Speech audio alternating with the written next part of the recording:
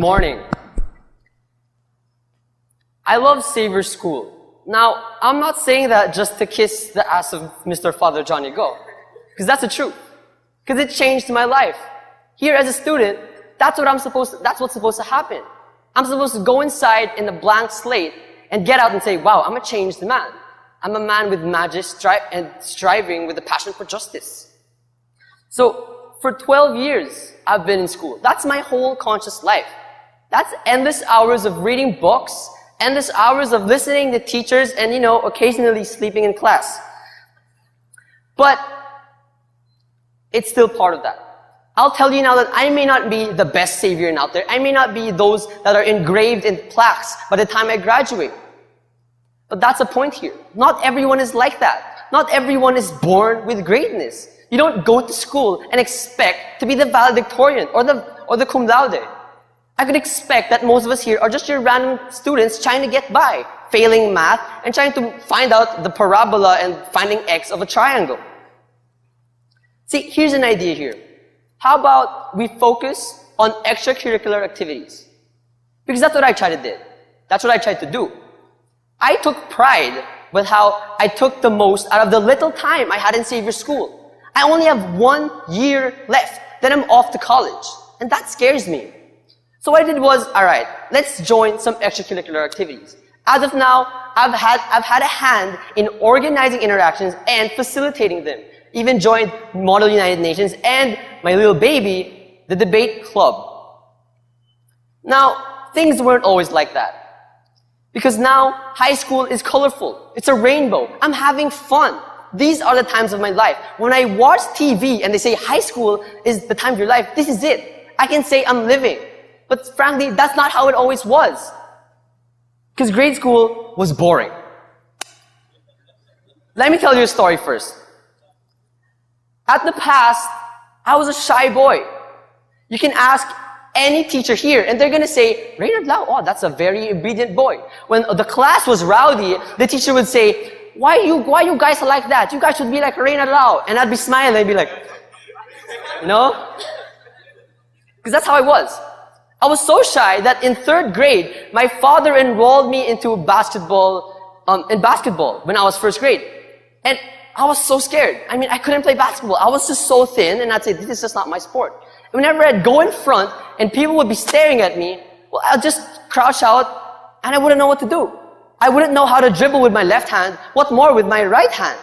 And so it scared me. So that in 3rd grade, when I was in Dreamscape, an arcade that is sadly not here anymore, my dad said, hey, why don't you try out in this arcade competition where you shoot hoops, that arcade hoop game. And I said, alright, why not? But I was scared, right? So when I did it, I ended up in 8th place. And so, alright, that's cool. Now I can go to the finals. And so what happened was, they didn't get my score. I had to do it again. And so you know what I did? I cried. I said, I don't want to do it no more. I don't want to do it. So I just couldn't take that pressure. I had no confidence. I had horrible self-esteem. So much so that in grade school, I chose not to do anything. Because I told myself, I can't do that. I'm just going to lose. I'm not going to play a sport. Those big boys are going to push me around. And so I was stuck in that rut for 7 years. But when I was a freshman, I said, alright, things should change. Right? I was telling myself, I want to do something more now.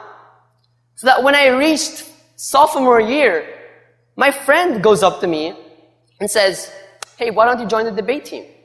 And I was like, me?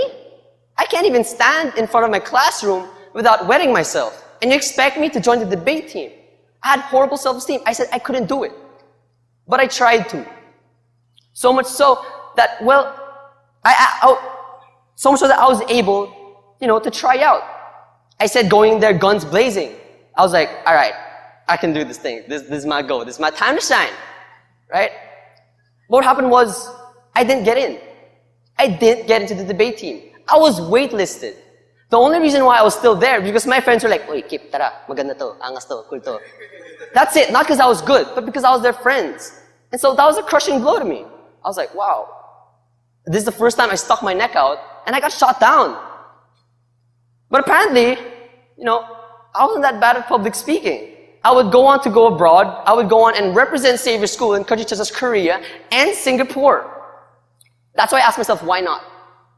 I said, all right, look where I am now. I was able to go abroad. I mean, who would say that a club was able to bring you overseas? I was able to meet so much people. I was able to learn so much things that I know I wouldn't have learned in school. I said, I'd go out there and I'd meet people from different ethnicities, different religions, and I'd learn. Instead of being limited into a Chinese exclusive boys' school, I would meet girls, I would meet Muslims, I would meet atheists, I would meet Swedish girls who are not gay and who are not straight. So that confused me. I was like, wow, the world is so different. And I wouldn't have gone there if it wasn't for extracurricular activities. So, like, I was able to meet a British girl, and she was like, oh, so where are you from? And I was like, I'm from the Philippines. And she's like, are you the Philippines? What's that? Is that like McDonald's?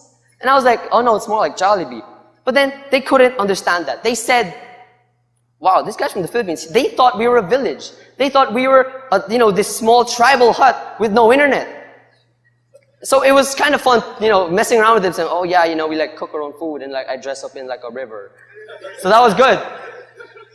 But I figured, wow, this is fun. This is what high school is all about. And I wouldn't have done this if I didn't stick my neck out. Now, I'm not here trying to advertise, hey guys, join the bait. Because that may not be your thing. But it's my thing. And that's what's important. Doing what you want.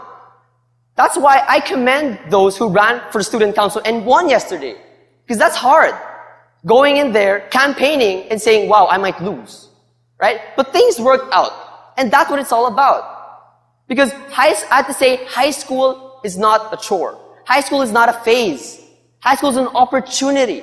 It's a place where you can be more than what you were before. And that's what I did. I said, high school, what does it have to offer? While I was busy in class, reading books of old dead white men, I would be excited to go to a debate lecture that would be for 3 hours. 3 hours about Mahatma Gandhi or the Arab Springs. It's just because it was my thing. Just because I liked doing it. I mean, in debate, I was able to meet a monk. Like a legitimate monk. So much so that he can't shake hands with a girl. Because if he did, he'd have to fast. Would any of you be able to say that you've met a monk? So much so that people outside of school. Because these things opened my eyes. And because of that, I say I was more of a student now. I learned so much that, when I was in the curriculum, I'll be honest here, I was bored. I would sit in class and I'd sleep. Because I'd say, wow, I don't think I'm going to be a physicist when I grow up. I'm not going to study algebra. But I didn't tell myself I'd be a debater either. I just said I did what I like. So, I have to ask myself, what now? What does the future have to hold? Because I only have 1 year left in Xavier School. And I was like, I have to top junior year. You see, I came up here and I was tasked to change the world. Because, that's what TED's about. I'm supposed to come up here and change your lives. Right? And I was like, wow, that's pretty scary. I'm here in front of people who are older than me, people who are much more accomplished, people who have done so much more, and I'm tasked to change your lives. Because I'm pretty sure you guys didn't come up to TED just to listen to us speak. But you came up here and said, wow, I want to go in there and I want my life to be changed. Because I'm not here to just boast. I'm not here to say how nice my life was. I'm here to say that you guys can start something now. At the end of this speech, you go out there and just go home and do your homework and sleep. Well, at the same time, you could go out, meet your friends, and go to some charity case like in Gawad Kalinga. Say, why not? I mean, it's there. It's there waiting for you. And you're just sitting down in your couch like a potato saying, I'm lazy. No, I don't want to go out. No. Because that's not how it needs to be. My challenge for you is that outside of this, outside of TEDx, you do something. Because we're not here to talk. We're not here to bore you. We're here to change your lives. And that's what I try to do. And that's what high school has done for me. But that wouldn't have been the case if I didn't let it be so. So I ask, what are you guys doing later? Thank you.